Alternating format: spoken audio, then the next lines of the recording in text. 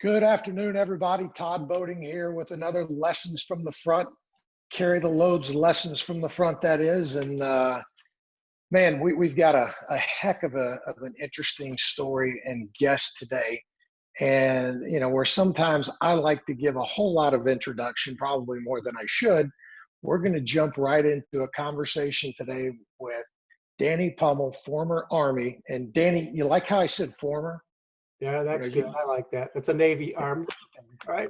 yeah, it's an old Marine Corps term. You know, we don't ever want to say X or Yeah, was. It's former. You know, we're pretty picky about that. And I'm going to give you that same sense of respect today. So I welcome to the appreciate it. show, and thank you for being here with us. And one of the things that we like to do, is find out. We want to put the individual and their story in context and find out a little bit about who Danny was prior to the service.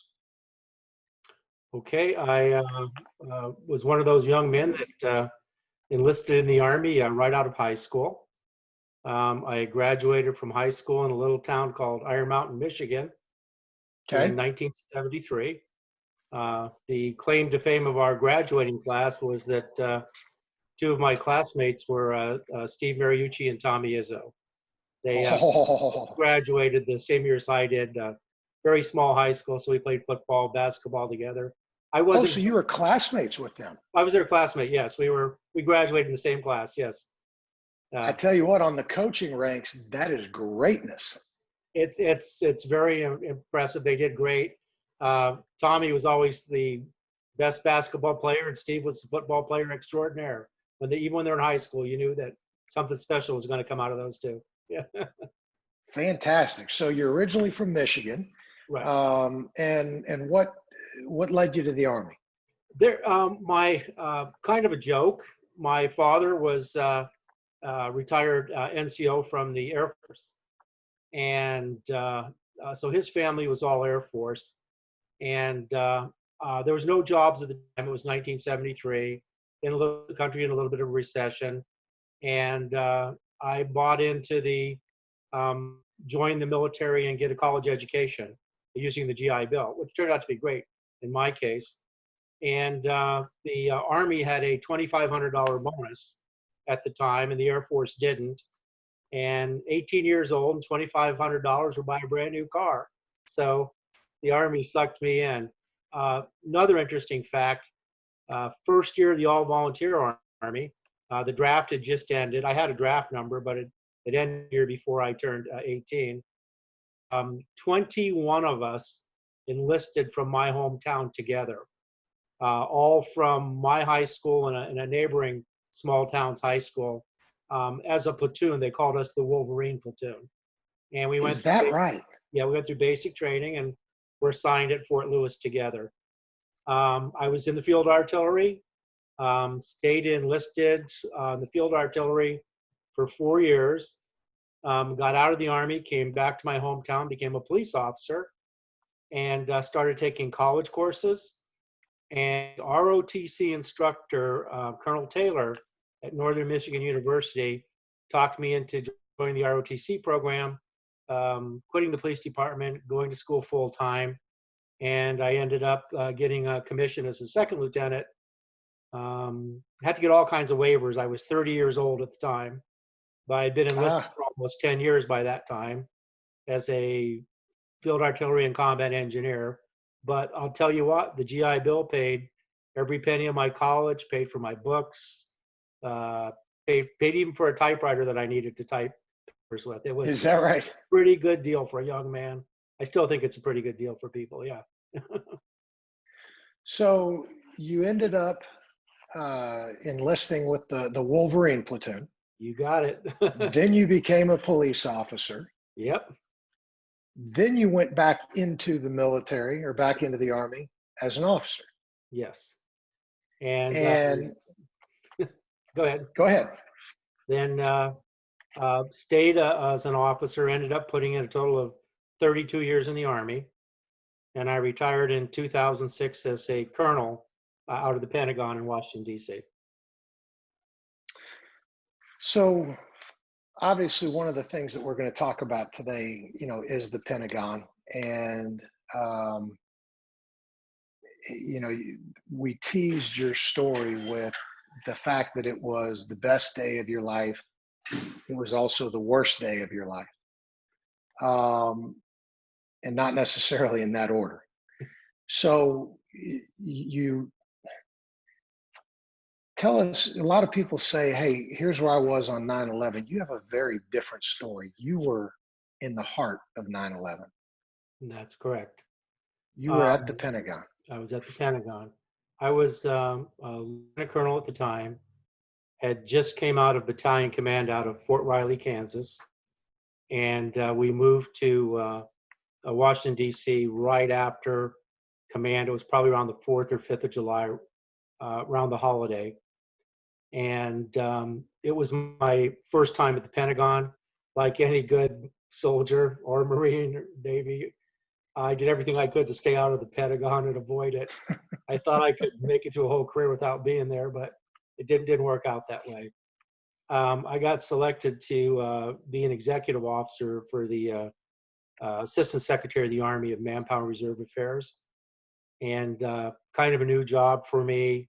It was the first time that I hadn't been with a division, an Army division, out in going to the field, carrying a rifle, digging foxholes, leading troops.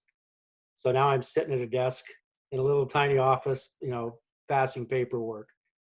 Was just getting to know the people in my office.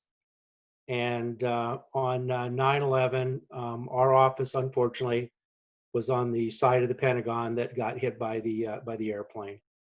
Um, as kind of a little hazing, little tradition, when you get to the Pentagon, especially former commanders, they want to put you in your place a little bit. So And you were a lieutenant colonel at this time, right?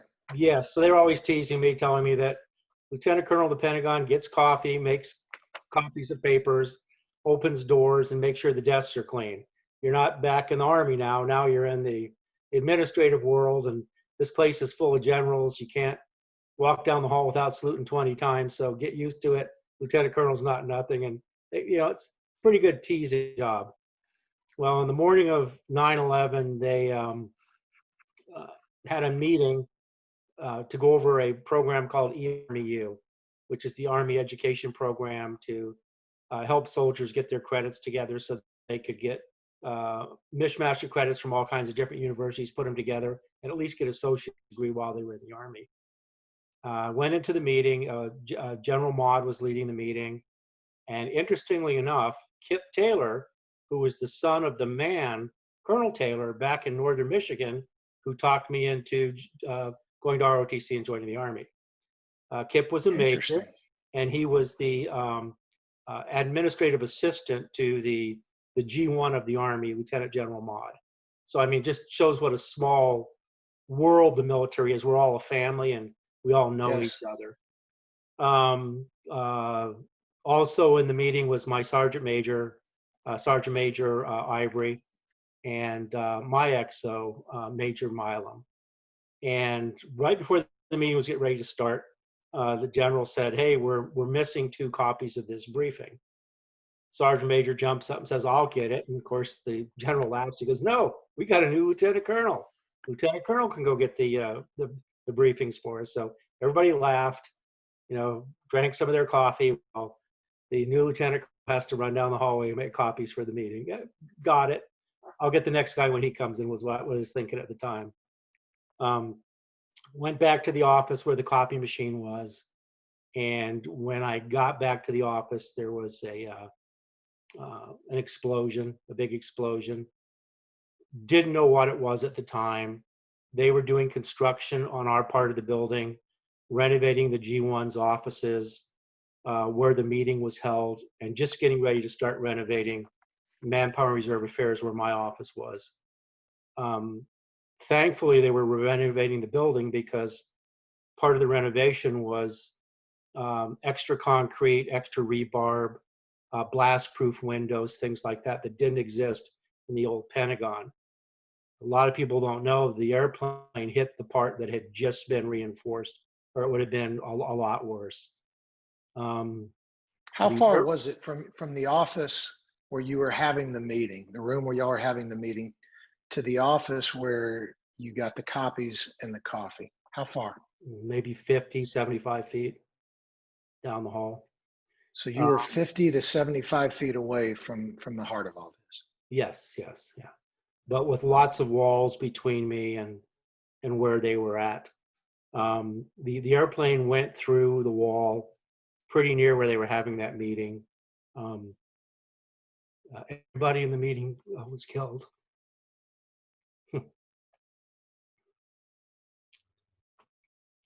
Told you I wouldn't get emotional, but I'm sorry.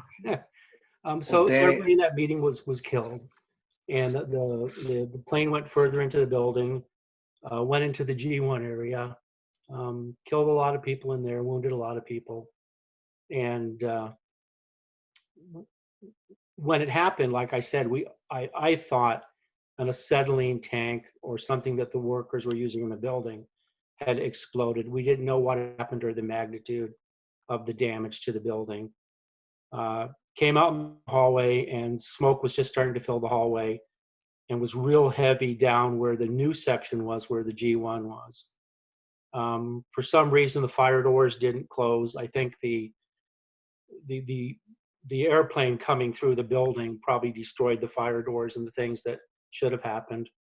I grabbed an NCO that was in the hallway, and we started going office to office. He took one side and I took the other, trying to get the people that were still in the building out of the building and out through the backside by the river entrance of the Pentagon. And these are people that they're not military people. They're not trained with basic training or combat. They're not trained to be shot at. These were 40 to 70-year-old, mostly ladies, that run the Pentagon and do all our administration, and didn't sign up to get attacked by a foreign enemy. So it was kind of a shock to them. So people were under their desks hiding. They were in closets hiding. So as we went from room to room, we were able to gather people. We got some more soldiers and Marines. There was a lot of Marines around to help us clean the rooms and started pushing. And when we got toward the end of the hallway, I asked the NCO that was with me to take the MNRA secretary. She was in complete shock and couldn't walk, so we had to carry her. So he carried her out the back of the building, and I was going to go back and see if we could get past the fire doors to see if we could maybe help anybody down there. Still didn't know what happened. When I'm going back, I ran into a Marine colonel who was coming up one of the hallways, coming up out of a stairwell. And he came up and he had his shirt off and wrapped around his face like a bandana to block some of the smoke and stuff. And he asked me if everybody was clear, and I said, well, they were clear from my office down toward the river entrance, but that we hadn't gone the other way yet, and I was going to try that now. And he said, okay, I'll help you, let's go. Is there anybody else here? And I said, no, I think they're all out of the building. So we tried to grab the big hoses that are in the wall with the fire axes and stuff and turn on the water to use the hose to try to knock down. It was dark, black, greasy smoke. We didn't see any flames at that time, but we couldn't get in there, so it was too hot. So we tried to spray the hoses to knock down the water, but when we got the hoses out, none of the hoses would go on. About a week later, we were told by one of the engineers that the plane also severed all the water lines when it went through, so there was no water that could go through those hoses. So I knew from just the last week that there was some fire extinguishers down one of the side halls. So him and I ran down the hallway. We got the fire extinguishers. We passed a couple more as we were going. We grabbed all them. We each had 2 or 3. And we tried basically crawling and spraying, trying to move the smoke so that we could get into the part of the building that was on fire. And you run out of the fire extinguisher pretty quickly. And then each time we had to go back further to find fire extinguishers. So it was it was a futile effort. We really couldn't do anything. We could hear people in there. We knew there was people in there, and we knew they were in trouble, but we couldn't get to them. We were going to go back one last time.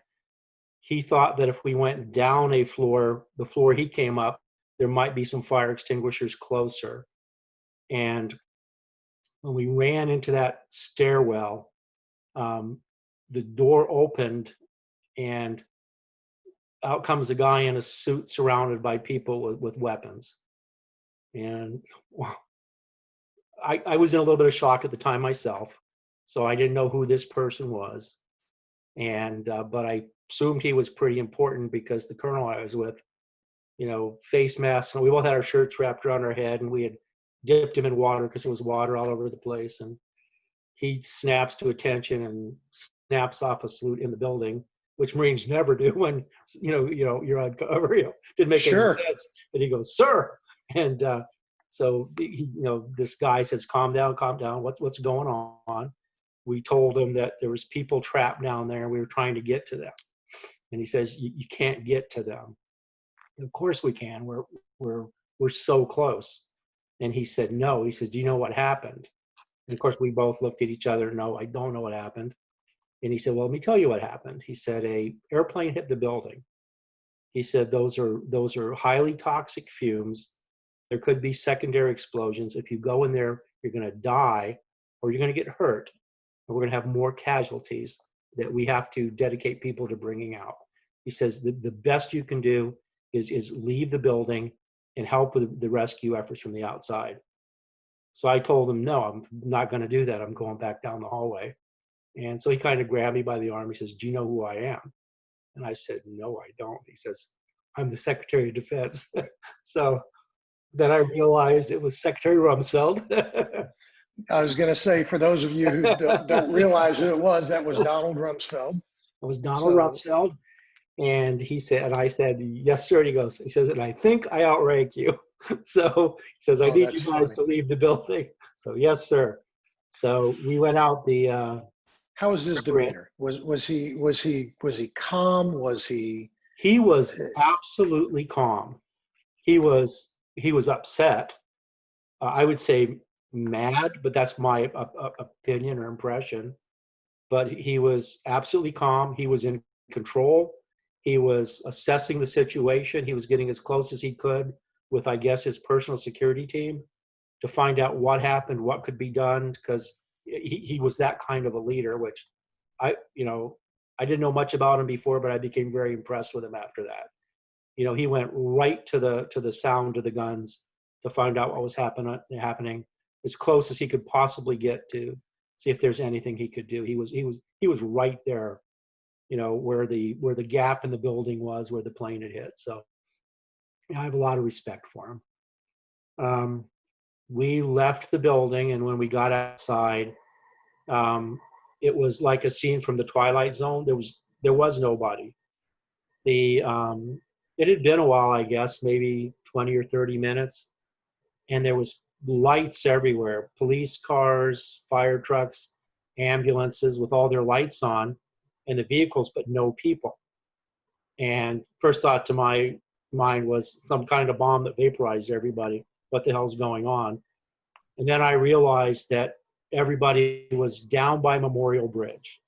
They were maybe 3/4 of a mile away from the Pentagon, and still in a little bit of shock. So then I realized, I can hear them. I can hear the noise of the people down there.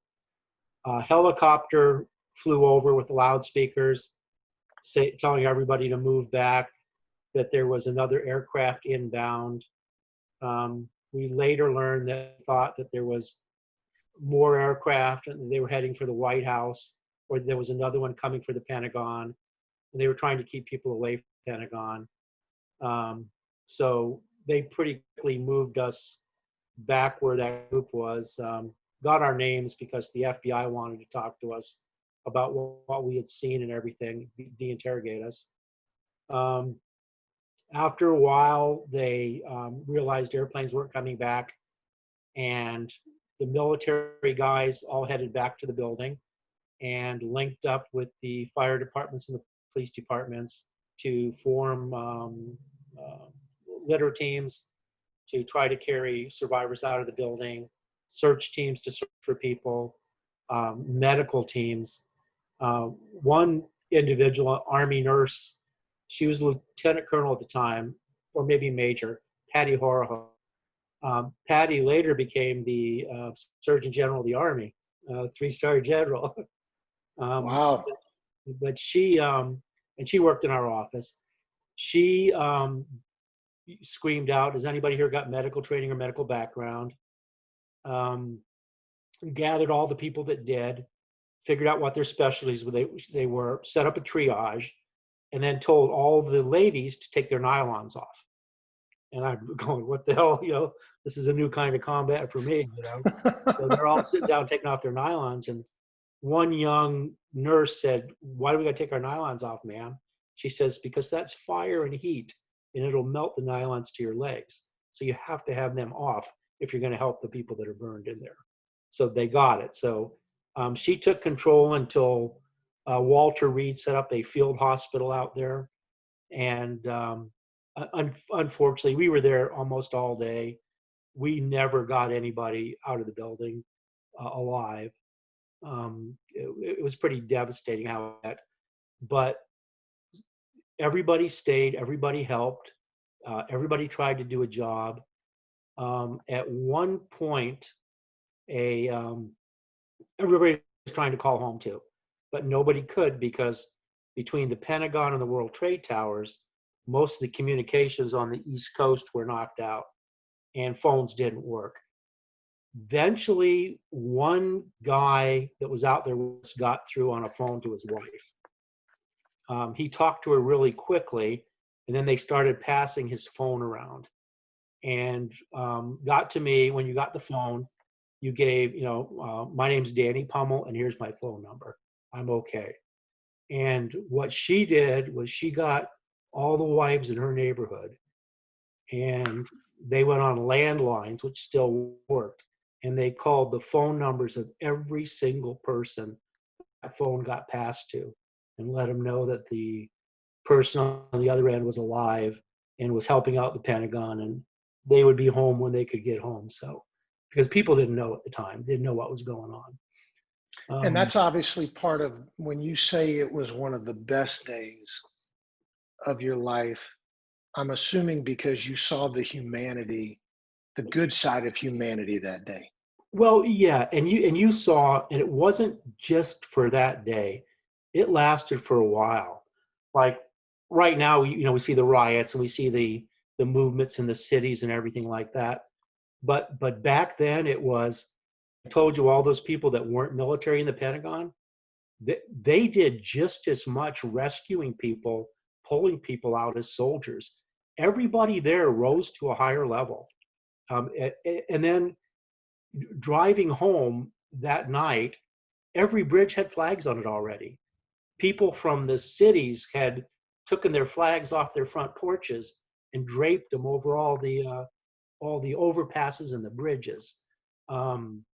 Everybody was polite. Everybody helped each other. Everybody went out of their way to do things for their neighbors. It was just, you just went, holy smokes, if somebody does something bad to America, we're all going to pull together, and we're going to become that team, that nation. And it was absolutely incredible.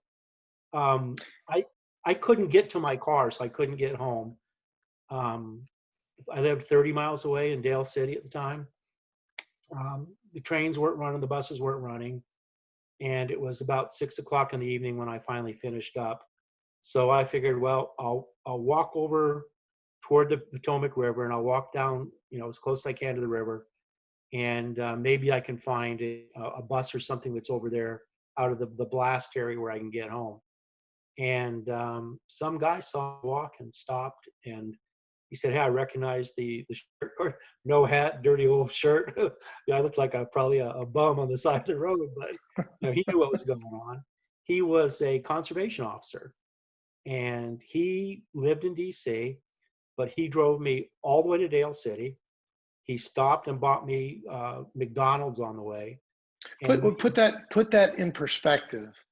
where he lived, where you lived, where he picked you up, and how far out of his way he went to take He care of you? he had to drive 30 miles out of his way, and the highway was shut down. So you had to take back roads. It probably took us 2 hours to get there, and stop and get me something to eat, and then because my wallet was in my desk drawer, and then drive all the way back after that, and just um, shook my hand, you know, told me good luck, and you know, and that was it. But that wasn't just him; that was everybody, and there was hundreds, thousands of stories that we found out later in the Pentagon of things that people did that that you can't imagine to save lives, to help other people, to help them when they were on the roads and stuff, and that carried over to the DC community, and then to the greater DC community, to the New York community, and then pretty much through the whole country. Everybody in the country was flying flags. Everybody was taking care of people. Everybody was showing more respect to military people than had ever been shown in years. That's why I say it was, well, the worst day of my life, also the best day, because I saw people do things and come together in a way that I'd never seen before. And to know that that's possible, and that we can do that as a country, I just wish it would have stayed like that, but Well, okay, so let's kind of dig into that a little bit. So, as we talked, I was right near there when all of this happened myself. And what I remember is, as I drove by the Pentagon from my house trying to get up to my duty station, I remember off to my left-hand side was the west side of the Pentagon where the plane hit. And I remember seeing out on the lawn all these people. So it was obviously after y'all realized that there was not another plane inbound. right. And I remember seeing everyone just kind of literally walking around in a daze, and obviously for very understandable reasons. Can you describe a little bit more, in a little more detail, what was going on? What were people talking about? What were people exchanging ideas about? And then can you describe when it morphed? It was when we first came out. Like I said, I was in shock. I know now that I was clearly in shock when I first came out of the building. I think most people were in shock. It took a while to realize the enormity of what had happened, and especially the people that have no military training. I mean, some of them were almost catatonic. The ones you see wandering around didn't know their name, didn't know how they were going to get home. One lady was, "Those were my best shoes. My best shoes are under my desk. How am I going to get my shoes?" So clearly in shock, clearly really messed up from the attack. And then very shortly afterwards, you started hearing, "Where's Sergeant Johnson? Where's Mary Smith? Where's Peter? And then people started panicking because they realized not everybody was out there. People had gone out other doors. People were at other sides of the Pentagon on business. So, but without phones working, it became almost a little like of a mini panic, because people didn't know where their friends were. In some cases, husbands and wives or brothers and sisters working together in the Pentagon, and or the civil servants who worked in an office for 25 or 30 years with their best friends or their carpool buddies, trying to find them. So military guys very quickly started putting lists together and grouping people and tracking. Okay, has anybody seen this person? Did this person come in today? And getting accountability. And then somebody set up an accountability reporting for the G1, so we could start reporting everybody back in. And then while that was happening, then the military medical people kicked into gear. And then they started putting people into triage teams and said, We need anybody who can carry heavy loads to be stretcher bearers. We need people who can move heavy equipment. We need anybody with any kind of medical training. Does anybody have any CPR? Has anybody worked on burn victims? And it was, and so it started coming together, and they started working. And I tell you what, the local police and fire department were a godsend.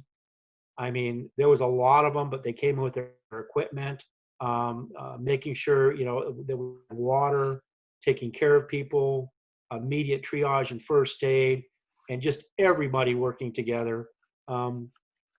I got to be there at the point where, you remember the guys up on the building with the flag, that was kind of neat. And of course, Rumsfeld, we're going to reoccupy the Pentagon in 1 year, he says.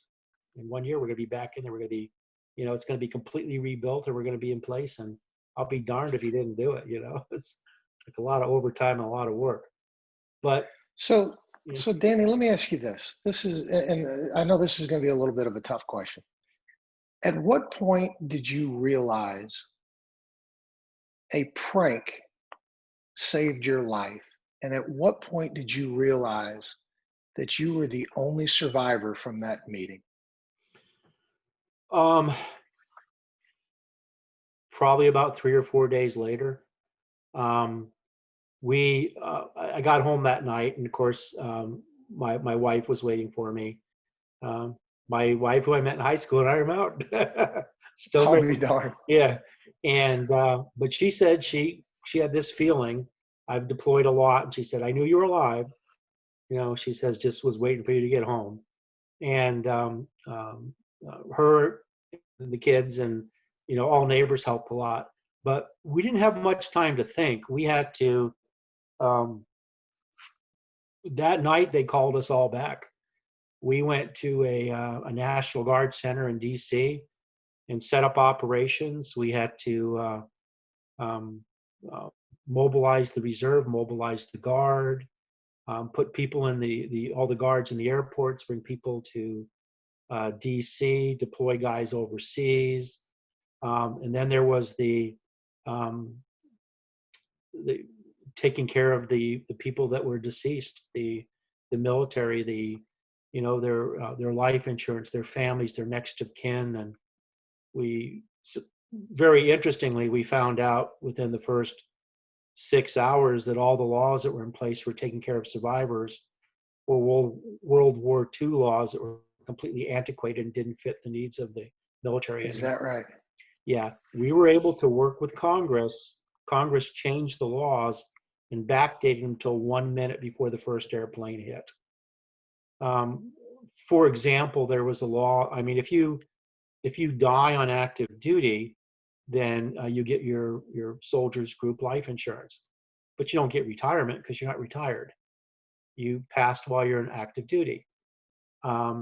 So for years, the services there's a famous episode of MASH where Hawkeye keeps somebody alive long enough for the admin guy to do a medical retirement, so his family could get the medical retirement and the soldiers group life insurance.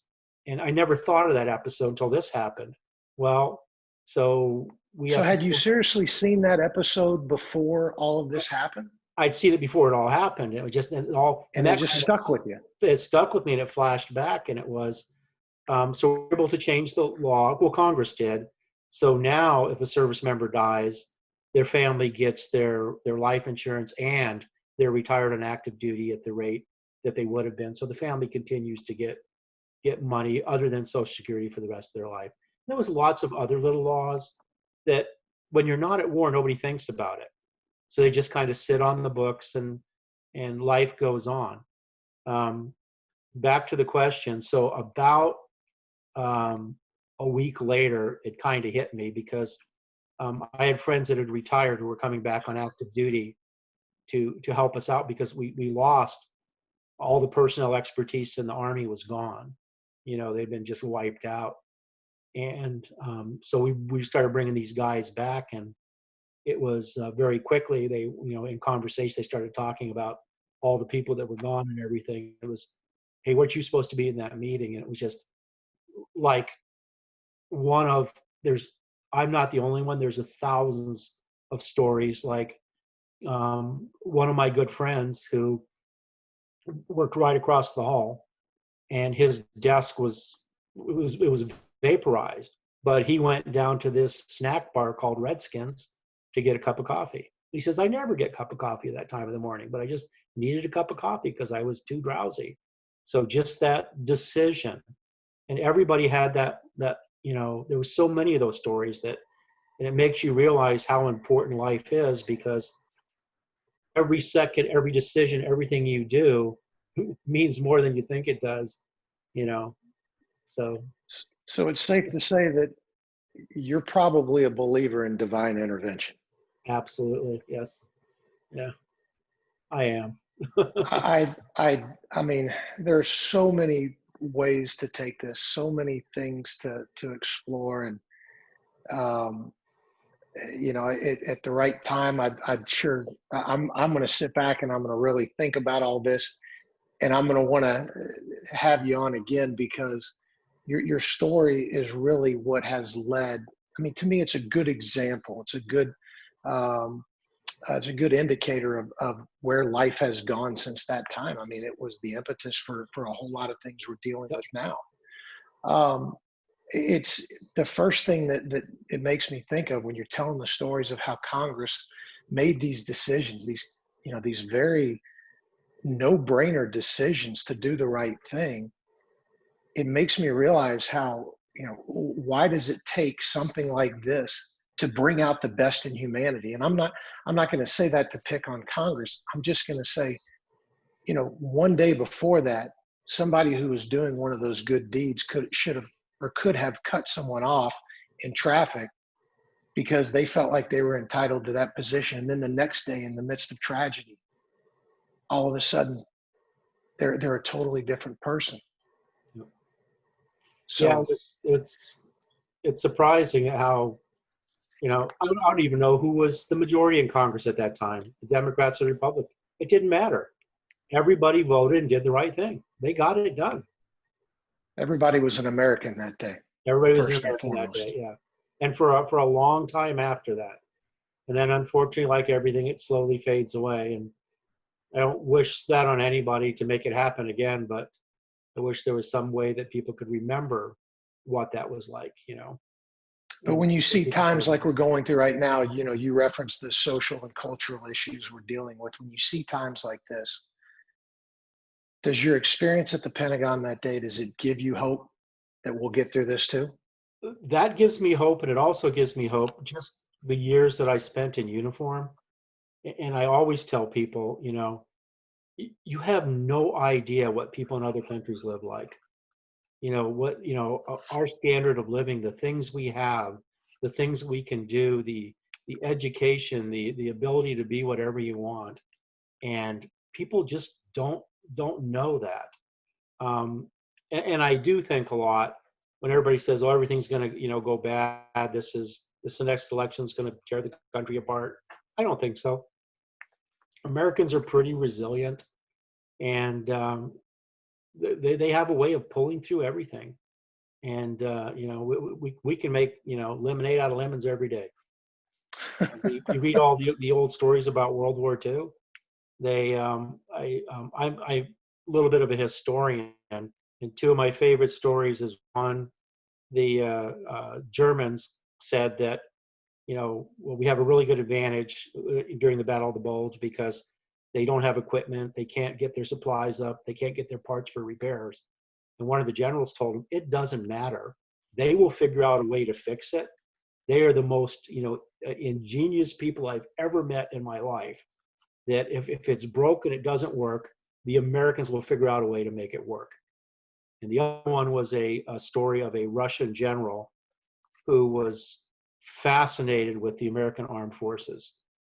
And so he said, why are they so good and they're not that large?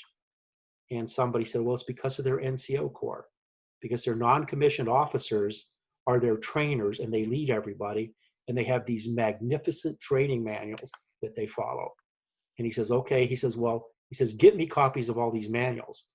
And he says, because I'd like to read them. He goes, well, that won't do you any good. He says, why is that? He says, because when they get to combat, They throw the manuals away, and they all do whatever they want. I've never heard that story. Yeah, That's a yeah. good one. Well, no other country, especially the communist countries, they won't allow their NCOs or even their officers to take any initiative. They have to follow the rules step by step by step. In American armed forces, we teach our soldiers from day one, when you get a tough decision, figure it out. Use your brain, use your, your God-given gifts to determine your best way out of here, because there is no exact way. And Americans are always good at that. So Danny, what do you take away? What was the greatest lesson from that day that you still carry with you to this day and reference on occasion, or maybe even all the time? Well, two lessons. One is I'm more prepared now than I ever was in my life. And I never thought much about it before, but now I make sure I have water and at least a little bit of food and things like that in the house. I'm very conscious of it. I don't let my gas tank get below 50%, because in one instance, something bad can happen. There's nothing you can do about it. And the other one is it's not as bad as we think, because when stuff gets really, really bad, people will pull together and they'll help each other. There's so many ways it could have gone wrong at 9/11 that people could have taken advantage of it, because with all the police and the fire gone to maybe rob stores or something, none of that happened. Everybody got against the common enemy, pulled together. So just the resilience of the American people. Those are my two biggies on that. Yeah. That's awesome. Well, Danny, kind of take us out and tell us, what do you do to this day to still serve? Because I know it's in your blood. After I retired, I stayed on with the Army, on the Army staff, and I ended up being the Deputy Assistant Secretary of the Army for Medical and Health after the Walter Reed incident, to help get wounded soldiers and stuff through Walter Reed. And then they asked me to come over to VA and work for a while, and I ended up being the acting undersecretary for benefits at VA. But now I belong to the all the veteran service organizations, AMVETS, Disabled American Veterans, Vietnam Veterans of America, the American Legion. I belong to all of them. I don't attend all the meetings, but I belong to them. I meet with them and I help them when they have problems with legislation. I help them with legislation and work with them to try to change things to make it better for veterans. And I also just kind of, when veterans call me up that say, hey, look, you used to work at the VA and I'm having a problem with my claim, I'll go to them and I'll sit down and I'll help them do their claim. And my wife will probably say I've done thousands of them since I retired, because I think it's the right thing to do. And the last thing is, I have a small business that I run. And we do mostly government type work. I do everything I can to hire veterans and the wives of veterans. And right now we have a program where we have hired about 12 wives of Marines on Quantico, and we're looking for some more. They do briefings and PowerPoints and check Word documents and things like that for us. And I have them do it at home, just to, because I know from experience how hard it is for a military spouse, how hard it is to make ends meet. So that's how we give back. Yeah. Well, we thank you for your continued service to the country. Thank you for all the sacrifices you've made through the years. And the one thing that we always like to remind people of is to remember that they have a very good answer to the question of who are you carrying. So would you mind sharing that answer? We carry the veterans of this country. Very good. Yeah. Hey, Danny, thank you very much for your time. It was a great story, very inspirational. You gave me goosebumps a couple of times, and that's not a real easy thing to do for me. So thank you for everything you've done for this country. Thank you for everything you've done too. Thank you for your service. Okay.